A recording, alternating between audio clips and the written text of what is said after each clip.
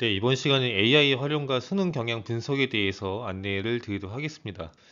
자, 일단은 지금 어떤 얘기를 드릴 거냐면은 지금 수능은 이제 킬러 문제가 삭제가 됐다고 했는데 킬러 문제가 삭제가 됐는데도 불구하고 아이들의 이제 등급 간의 커트라인이 크게 변동이 없었어요. 그럼 이제 킬러 문제가 삭제가 안 됐냐 아니면은 킬러 문제를 삭제하고 새롭게 등장한 문제에 대해서 대응이 안 됐냐 이런 것들에 대해서 안내를 드릴 거고 그 다음에 AI는 사실 이제 우리 일상생활에 이제 너무나 큰 영향을 이제 미치고 있죠. 네. 실제로 저도 이제 매일매일 사용하고 있는 부분이기도 한데, 학교에서는 지금 생활기록부 작성을 실제 GPT를 이용해서 거의 뭐 복사 붙여넣기 하는 경우도 있고, 아니면 적당히 활용하는 경우도 있긴 한데, 그런 것도 실제 생활기록부를 보여드리면서 어떻게 GPT를 썼는지 안 썼는지를 판단할 수 있는지까지 한번 시연하겠습니다.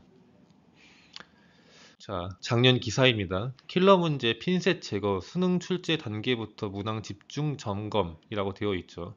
예, 교육부가 이제 작년에 지금 공교육만으로도 이제 수능이 대비될 수 있도록, 네, 사교육에 영향을 줄 수 있도록 뭐 카르텔도 이제 없앤다라고 이야기도 하고, 예, 문제를 많이 수정했죠. 실제로 그래서 이제 출제단이 이제 갈린 걸로 알고 있는데, 재작년 수능 점수를 보시면은 미적분 기준으로는 이제 1, 2, 3등급이 이제 80, 70, 60점대를 기록하고 있고, 그 다음에 물론 좌측에 있는 확률과 통계 파트에 대해서는 물론 점수가 높긴 하죠.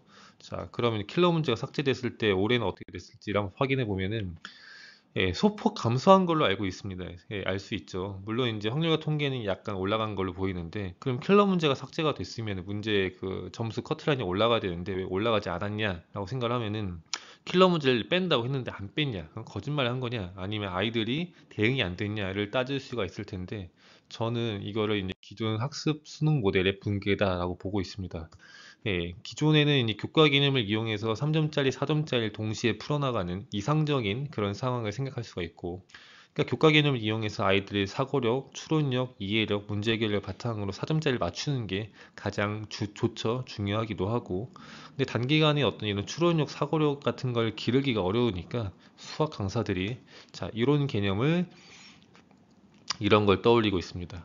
교과 개념으로는 이제 쉬운 걸 맞추고 어려운 문제들은 그 어려운 문제에 해당되는 키워드, 소위 실전 개념을 이용해서 맞추자라는 거죠. 예, 그러니까 저런 내용들은 이제 수능이 소위 이제 안정기에 들어갔을 때에는 예, 괜찮은 방법이라 생각을 해요. 왜냐하면 앞으로에 나올 문제들이 뻔하고 이렇게 되면은 그걸 미리미리 대응하는 예, 방법으로서 좋은 방법이죠. 근데 사실 이제 수능이 이제 불안정한 변혁기, 예, 불안정한 그 시기에 대해서는 어떤 문제가 나오는지 정확하게 알 수가 없기 때문에 네, 이것들을 네, 기존의 방법으로 공부하기에는 예, 별로 좋은 방법이 아니다라고 생각을 하는 거죠. 그러니까 실전 개념을 이용해서 저렇게 4점짜리 맞추는 방법이 유효하려면은 계속 비슷한 문제들이 나와야 된다고 생각합니다.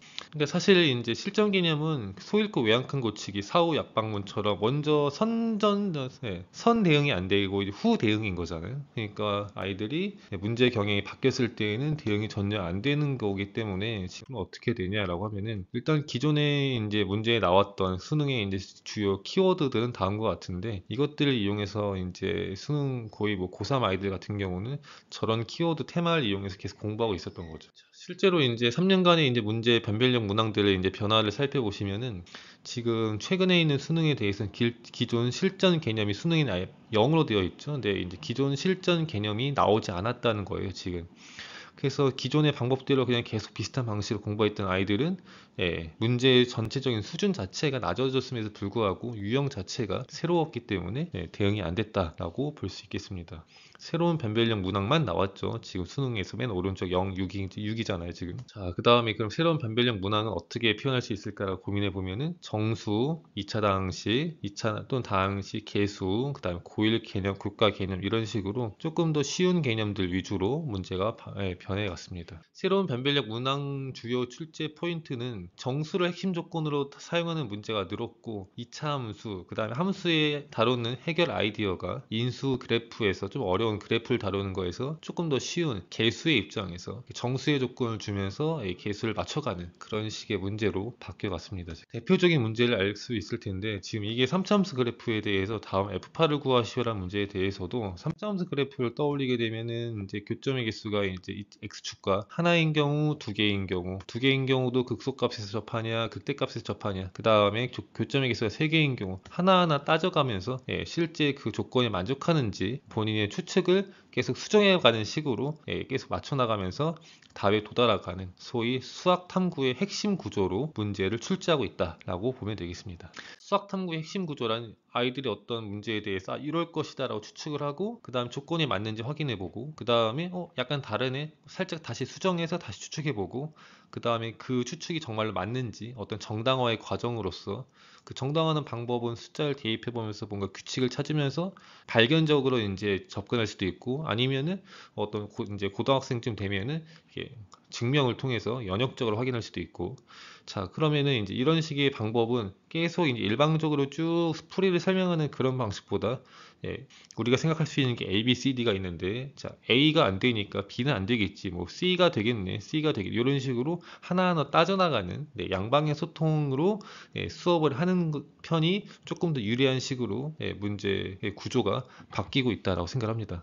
예를 들어서 이제 초등부 문제를 갖고 왔는데 물론 이제 수능의 구조랑 완전 같을 수는 없겠지만 그래도 비슷한 걸 갖고 와 보면은 세 자리 곱하기 두 자리 곱셈을 만들었을 때 만들 수 있는 최대치를 구하시오라고 하면은 우리가 떠올릴 수 있는 거는 제일 큰 세 자리는 800 몇십 몇, 제일 큰 두 자리는 8 썼으니까 8 50 몇 이렇게 보통 생각을 할 텐데 사실 500 몇이 500 몇십 몇이랑 80 몇이랑 800 몇십 몇이 50 몇이 사실 800 곱하기 50, 500 곱하기 80은 똑같기 때문에 거기서 문제가 되는 건 아니고 여기 해설 중간에도 보시면 네모 동그라미랑 8과의 곱이랑 네모 동그라미랑 5와의 곱을 따져보면은 사실상 500 몇십 몇이랑 80 몇이 훨씬 더 큰 숫자다라고 따지는데 아이들이 500이랑 80보다 800이랑 50이 뭔가 더 커 보이니까 자꾸 저쪽으로 답을 써서 틀리게 되는 경우인 거죠.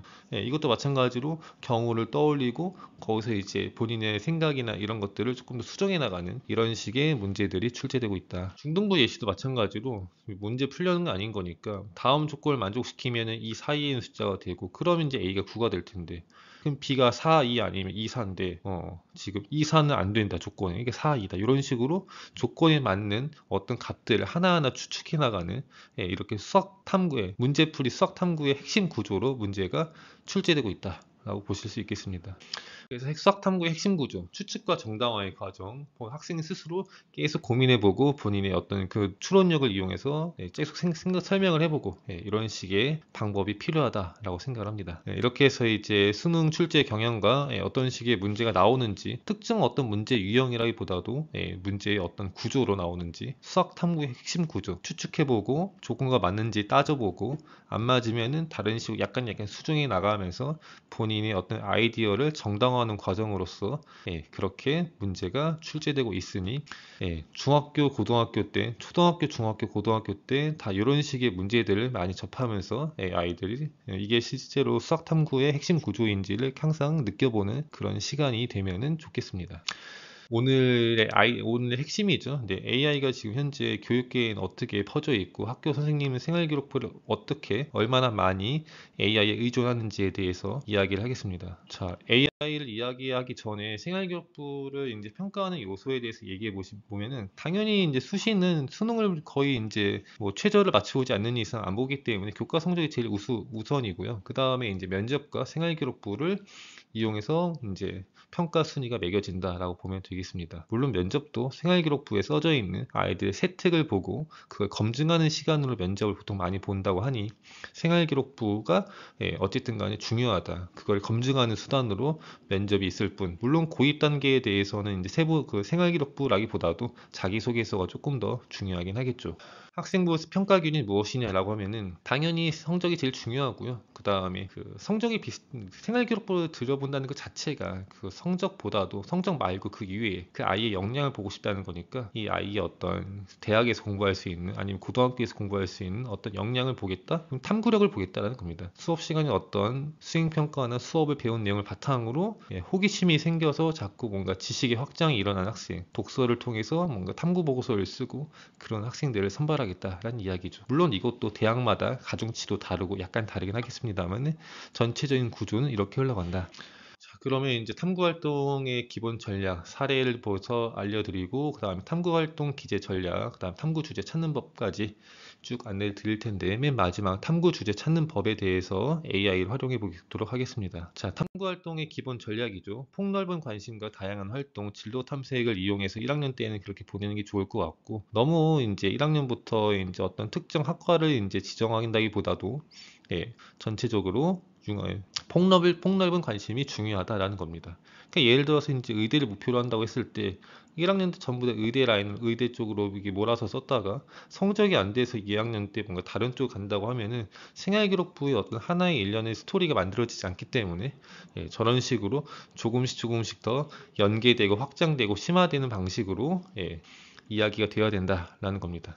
자, 그러면 이제 어떤 전략이 있겠냐라고 하면은 바로 이제 학과에 맞춘다기보다도 어떤 대주제를 가지고 1, 2, 3학년 전체적인 생활기록부를 이끌어 나가는 식으로 디자인되어야 된다라고 생각을 합니다. 자, 생활기록부를 디자인하는 가장 중요 핵심이죠. 이제는 이제 교내 외 활동은 이제 쓰이지 않기 때문에 교내 활동을만을 이용해서 수업 시간에 했던 내용을 이용해서 호기심이 생기고 일반적으로 탐구 활동을 통해서 또 한 번의 호기심이 생기죠. 계속 일련의 호기심을 통해서 심화 탐구가 들어가고 독서도 들어가고 그렇죠. 탐구한 내용을 바탕으로 뭔가 보고서 소감문 같은 것도 작성해보고 발표해보고 이런 활동들이 반드시 있어야 된다라는 겁니다. 실제 사례를 보겠습니다. 지금 아이들이 어떤 윤리학 사상에서 이제 배운 내용을 바탕으로 윤리적 상대주의에 대해서 배우고 이런 식으로 했다라고 했는데 그냥 일련의 어떤 활동들 나열 수준에 불과하죠. 보시면은 단순 교과 수준의 내용이 기록되고 있다. 학생의 구체적인 탐구 활동 과정이 드러나지 않았다. 그게 이제 문제인 거죠. 왜냐면은 지금 생활기록부를 들여보겠다는 말 자체가 교과 점수는 요 정도인 것 같고 그러면은 실제로 아이의 역량도 그 정도인지 그보다 높은지를 보려고 했는데 그냥 했다라고 떠져 있으면은 여기서는 학생이 안 보이는구나, 좋은 평가가 일어나지 않을 거라 생각합니다. 자, 그럼 어떻게 바꿔야 되냐라고 하면은 자, 윤리적 상대주의에 대해서 배웠으면은 그거에 대해 대비되는 단어인 보편주의에 대해서 조사한 다음에 비교 분석하고 이 두 사상을 입장에서 사회적인 이슈를 어떻게 설명할 수 있는지를 탐구해보고 그 다음에 위 사례들을 종합해서 나는 상대주의자인가 윤리적 보편주의자인가에 대한 심리 테스트도 해볼 수가 있다는 겁니다. 이걸 물론 AI를 이용해서 자, 심리 테스트나 하고 싶은데 설문지 만들어줘 라고 하면은 만들어주죠. 그러면 우리가 스스로 설문지에 작성을 해서 나는 그러면 상대주의자네, 보편주의자네, 그럼 나는 이 세상을, 이 주변 이슈를 어떻게 바라보고 있는지에 대해서도 얘기해 볼 수 있죠. 셀프 테스트가 가능하다는 이야기입니다, 지금.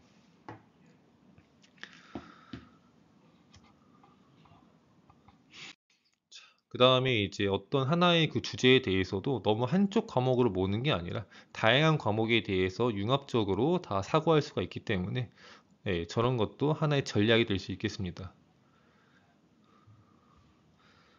뭔가 연관이 없어 보이는 어떤 그 주제를 가지고 그 과목에서 어떻게 이끌어 나가는지 저런 방법도 잘 눈여겨보시면 좋을 것 같고요.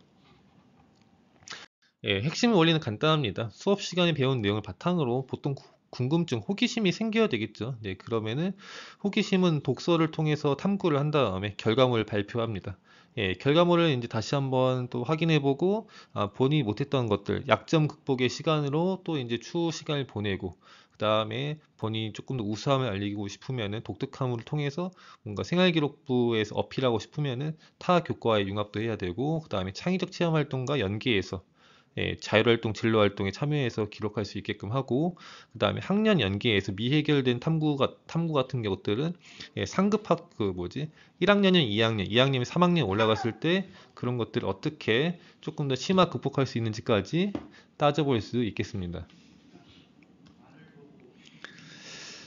자, 그러면 이제 생활기록부를 이렇게 수정하는 것들, 잘 작성하는 것들이 뭐 쉬운 일은 아닐 거라 생각을 해요. 왜냐하면 어쨌든 간에 교사의 고유 권한이기 때문에 지금 뭐 학생이 뭐 이렇게 써주세요라고 했을 때 그걸 이제 거절하는 선생님도 계시기 때문에 사전에 양해를 구하고 뭔가 본인이 이제 어떻게 학생부 기록부를 디자인할지 상의가 가능한 그런 것들을 이제 잘 이끌어줄 선생님을 잘 찾아서 뭔가 본인이 이런 식으로 자기평가서를 매번 수업 시간에 작성을 했으니 이런 식으로 이제 생활기록부에 작성해 줄 수가 있는지 여쭤보고 작성하는 쪽으로 가는 쪽이 현실적이라 생각합니다.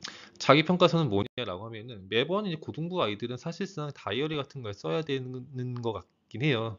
그래서 이제 어떤 수행평가를 쓰면은 거기서 내가 생기는 호기심을 가지고 뭔가 공부하다 보면은 내가 알게 됐고 무언가를 이제 알게 됐고 그러면 이제 약점 극복이 된다는 얘기죠. 그 다음에 관심 주제에 대해서는 보고서도 써보고 그 다음에 참고도서 확인하고 그 다음에 후속 활동으로 어떻게 할지까지 써주는 게 정확하다라고 생각합니다.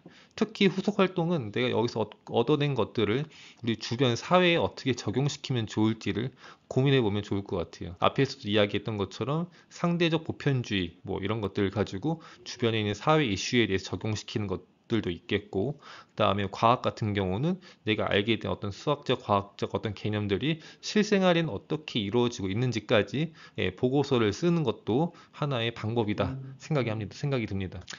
네, 이 이야기도 드리고 싶긴 한데 서울대에서 2028 대입 전형 현재 중학교 3학년 아이들이 대학교 들어갔을 때 정시 40%의 비율을 폐지하겠다라고 했습니다. 네, 그러니까 수시의 비중을 이제 왕창 늘리겠다라는 건데 그 이유는 이제 공교육이 황폐화되고 지금 정시의 40%인 거 아이들이 자퇴하고 의대에 쏠림 현상 이런 것들로 비추어 봤을 때 공교육을 살리겠다 선도주자로서 선도를 하겠다라는 뜻으로 저런 비율을 폐지시키겠다라고 했고 교과 역량 확대 비율도 40%를 높이겠다라는 걸로 보아서 교내 활동이 굉장히 중요해졌고 교과 내신 물론 5등급제로 바뀌면서 내신에 대한 변별도가 낮아졌지만 세부 능력 및 특기사항과 교과 내신을 이용해서 아이들을 선발하겠다. 그리고 창의 융합 역량 평가를 면접에 도입해서 뭔가 아이들의 창의성이 뛰어난 아이들을 선발하겠다라고 이야기를 했습니다.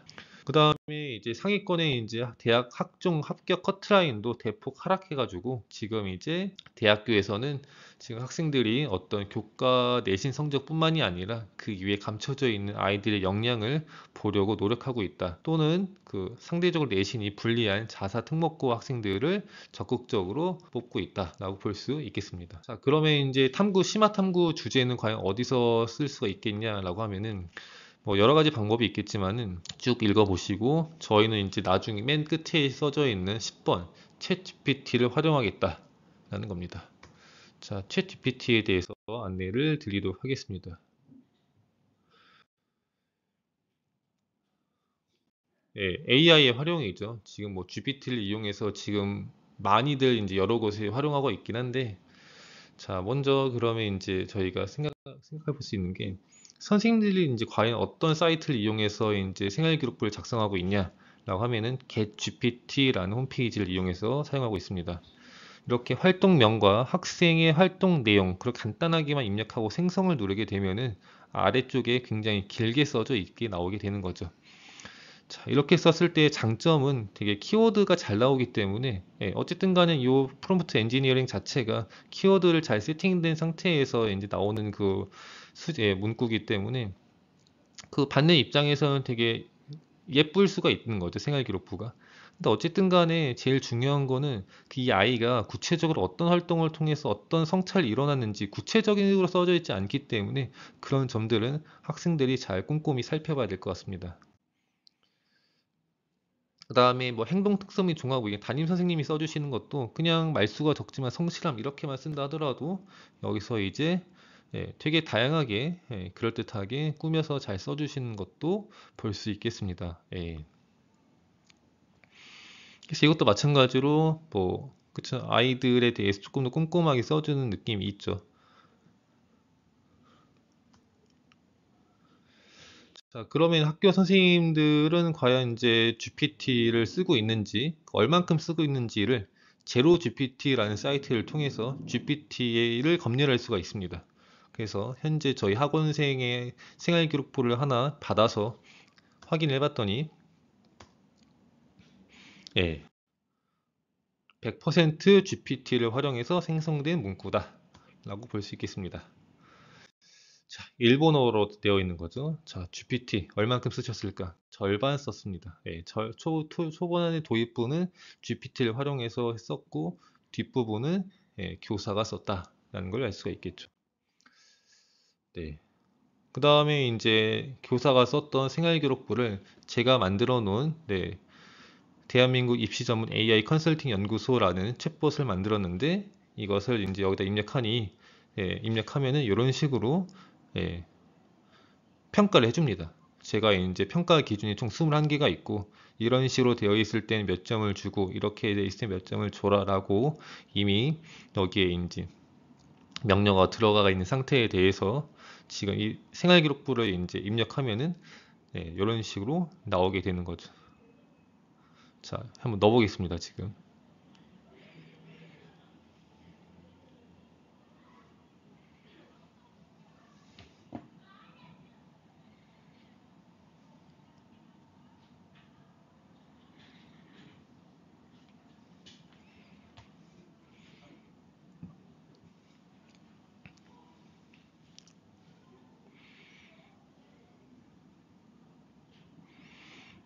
그래서 생활기록부의 장점, 그 다음에 개선할 점, 그 다음에 뭐 이런 것들이 나오고 있죠.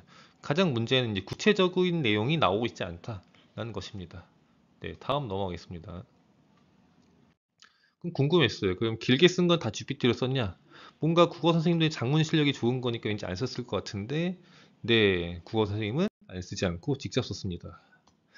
자, 그러면은 뭐 사실 뭐 그 학부모의 입장에선 GPT를 쓰던 쓰지 않던 중요한 건 우리 아이의 그 생활기록부가 진짜 잘 쓰여져 있냐가 중요하지 않겠습니까? GPT를 쓰더라도 잘만 써져 있으면 더 좋은 거죠. GPT를 안 쓰고 이상하게 써져 있을 바에는 GPT를 써라 차라리 써서 잘 쓰게 만들어라는 건데 여기 보시면은 지금 국어 생활기록부를 보면 구체적인 내용이 정확하게 잘 담기지 않았어요. 예. 이걸 그래서 제가 만든 챗봇에 한번 물어보겠습니다. 자, 어떻게 평가하는지.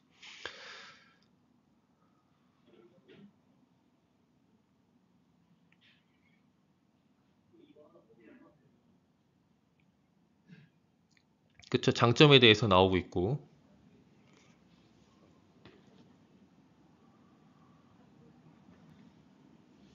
수정해야 될 점, 결과적으로 이제 구체적인 성찰이 부족하다라고 쭉 나와 있긴 합니다. 네.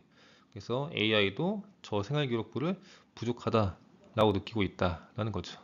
그 다음에 제가 이제 21개의 평가 영역을 넣었기 때문에 학업 역량, 진로 역량, 공동체 역량에 대해서 5점 만점에 몇 점으로 평가하는지까지 예, 다 확인할 수가 있겠습니다. 그래서 이제 AI를 활용해서 제가 이제 예를 들어서 이제 1학년 때 생활기록부 1학년 때 못 보고 이제 2학년 올라갔을 때 볼 수 있으니까 그 전에 했던 생활기록부를 하나하나 이제 넣어봐서 부족한 게 실제로 AI를 활용하더라도 부족한 게 있으면은 2학년, 3학년 때 그걸 잘 메워 나가는 그런 것으로 활용하면은 AI가 충분히 의미가 있다라고 볼 수 있겠습니다.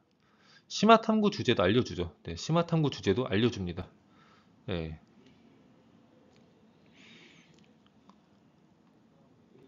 심화 탐구 주제까지 싹 다 나와 있으니 이 챗 GPT를 활용하면은 예, 우리 아이들이 생활 그 심화 탐구 주제 예, 그 교과 수준에서 머물지 않고 이런 것까지 탐구할 만한 뛰어난 역량이 있는 아이다라는 것을 어필하기 쉬운 예, 방법입니다, 지금. 네, 올해 대학 사정관이 공개한 선발 방법을 보면은 지금 세부능力특기상 생활기록부가 일단은 전략이 많이 나와 있고 그리고 합격생의 특기보다 많이 이제 공개가 되어 있는 상태에서 상향 평준화가 됐기 때문에 조금 더 아이의 주장과 논거, 생각, 조금 독특함을 본다는 얘기죠.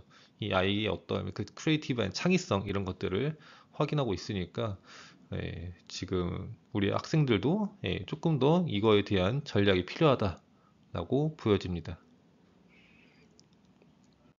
AI를 이용한 방법은요, 지금 AI의 어떤 페르소나를 입력하는 거예요. 지금 너는 지금 중학교 수학 선생이고, 현재 수행평가에 대한 질문을 받고 있고, 그 다음에 수행평가 주제로 교과와 연결 지을 방법을 설명해야 되고, 답변에는 주제와 방법을 들어가야 되고, 답변 자세하고 쉽게 대답하세요라고 페르소나를 입력한 다음에 엔터 친 다음에, 그 다음에 물어보는 겁니다. 그 다음에 물어보면은, 예, 대답을 해주는 거죠. 그러니까 사실 이제는 이제 AI에다가 얼만큼 정확하게 이제 명령어를 내느냐에 따라서 조금 더 예, 원하는 답변을 받을 수가 있다는 겁니다. 그래서 이제 이것도 소위 이제 프롬프트 엔지니어링이라고 하는 건데 이 프롬프트 엔지니어링을 예, 사실 뭐 학생들이 쓸만한 수준에 대해서는 한 6시간 정도만 하면은 충분하다 생각을 하는데 이것도 제가 이제 기회가 되면은 방학 때 아이들 대상으로 특강을 열도록 하겠습니다.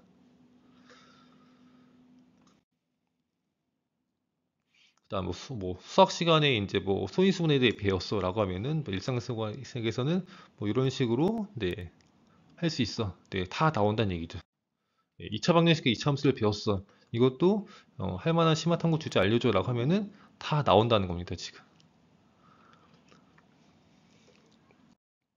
저도 고민해 봤어요. 혹시 이제 중학교 2학년 때 배우는 유리수와 순환수를 시와 이제 융합시킬 수 있지 않을까라고 했더니 예, 된다고 합니다. 윤동주의 시를 별에는 밤, 윤동주의 별에는 밤을 알려주는 거죠. 별에는 밤. 여기서 순환적 사고, 무한에 대한 이야기를 다 이야기할 수가 있다. 이런 식으로 해서 타 과목과의 융합까지 다 연계해서 이야기할 수가 있다라는 겁니다. 예, 이런 식으로 예, 윤동주의 별에는 밤과 유리수와 순환수와의 관계를 이야기할 수가 있다라는 겁니다. 그럼 이제 실제로 아이들이 이제 수학을 어디다 써요, 어디다 써요 이렇게 얘기하는데 홍천중학교의 하루 쌀 소비량은 얼마인가 이런 것들도 다 추론이 가능하다라는 거죠. 이게 물리학자 이제 페르미 추론이라고 하는 건데 가장 간단한 기초 지식과 추론력을 만을 가지고 어떤 결과값을 근사치로 얻어내는 과정인 건데 이런 것도 다 해볼 수가 있을 거고 페르미 추정을 이용해서 네, 문제를 정의하고 변수를 정하고 가정 설정하고 계산하고 그다음에 결론에 도출하기까지 다 활용할 수가 있다라는 겁니다. 저도 생각해봤어요. 급식 시간에 이제 급식실이 이제 부족한 경우는 시간에 차등을 두고 이제 밥을 먹으러 가는데 기다리고 이런 것들을 이제 신호등의 메커니즘과 연관시킬 수는 없을까? 있다라는 거죠. 물어보면 다 연관성을 알려줍니다. 이렇게 다 알려줍니다. 그래서 아이들이 충분히 여러 가지 것들을 다 활용할 수가 있다. 그 다음에 건널비를 배우고 나서 왜 음료수는 왜 사각통이 아니라 원통일까라고 하면은 같은 부피를 담기 위해서 지금 원통이 조금 더 건널비가 작다는 얘기죠. 재료비가 적게 든다는 얘기죠. 자, 이런 것들도 다 알려줍니다. 예, 알려줍니다. 알려주죠. 이런 것들도 만약에 초등학생들이 알만한 수준을 알려줘라고 하면은 알려줍니다. 그래서 자, 아이들이 잘 활용할 수 있게끔 그 다음에 이제 저희가 이제 2026년도 26 월드컵에서는 월드컵 본선 진출국이 늘죠. 그것도 왜 늘까? 아시아의 그 본선 주차 진출 나라는 몇 나라일까? 피파 랭킹으로 이제 뭐 승률을 계산한 다음에 그걸 아시아 국가가 이제 본선 진출할 나라의 개수도 예측해보고 만약에 소위 뭐 중국을 올리기 위한 뭐 수단이다라고 얘기하는데 그럼 이제 그쵸? 경제적으로 중국이 올라갔을 때 얼마나 큰 경제적 이득이 있는지까지 확인할 수도 있고 다양하게 이야기할 수가 있겠습니다. 뭐 여러 가지에 대해서 더 이야기할 수가 있는데 하나 더 말씀드리면은 어떤 PDF 파일이 있다고 해요. PDF 파일이 없다 하더라도 사진 찍어서 PDF 파일을 만들면은 다 가능합니다. 예를 들어서 학교 생활기록부 기재 요령 240페이지짜리 우리 저희가 다 읽을 수는 없잖아요. 그냥 이거를 그냥 AI에 올린 다음에 제가 원하는 정보를 얻을 수 있도록 질문을 하면 됩니다. 이런 것들을 엄청나게 많을 거 아니에요. 지금 저렇게 긴 양들을. 그래서 저거는 일일이 다 할 수가 없기 때문에 저희가 물어보는 거죠. 요약해줘라고 하면은 요약을 해줍니다. 예, 요약해주고 그 다음에 사실 어떤 내용에 대해서 내가 정확하게 알고 있는지 시험을 봐야 될 상황도 있을 텐데 그런 경우에 대해서는 객관식 문제 만들어줘? 라고 만들어줍니다. 그러니까 이게 어떨 때 유용하냐라고 하면은 뭐 문제집이 많은 과목이 아니라 특정 어떤 선생님께서 프린트 몇 장 주시고 여기서 시험 본다 이런 과목들 있잖아요. 그런 것들을 그냥 스캔해서 PDF 파일로 올린 다음에 시험지 만들어줘, 객관식 만들어줘라고 하면은 조금 더 아이들이 남들보다 빠르게 내용 이해를 확인할 수 있는 그런 방법도 있겠습니다. 네, 이렇게 해서 이제 AI가 이제 실제로 이제 교육 현장에서 선생님들도 지금 많이 쓰시는 거 보셨죠? 지금 이제 아까 뭐 과학 선생님 다 쓰셨고, 일본어 선생님 절반 쓰셨고, 국어 선생님 안 쓰시고, 어쨌든 썼냐 안 썼냐가 중요한 게 아니라 일단 AI가 그만큼 우리 생활에 밀접하게 맞닿아 있다라는 것을 안내해 드리면서 여기서 설명의 영상 마치도록 하겠습니다.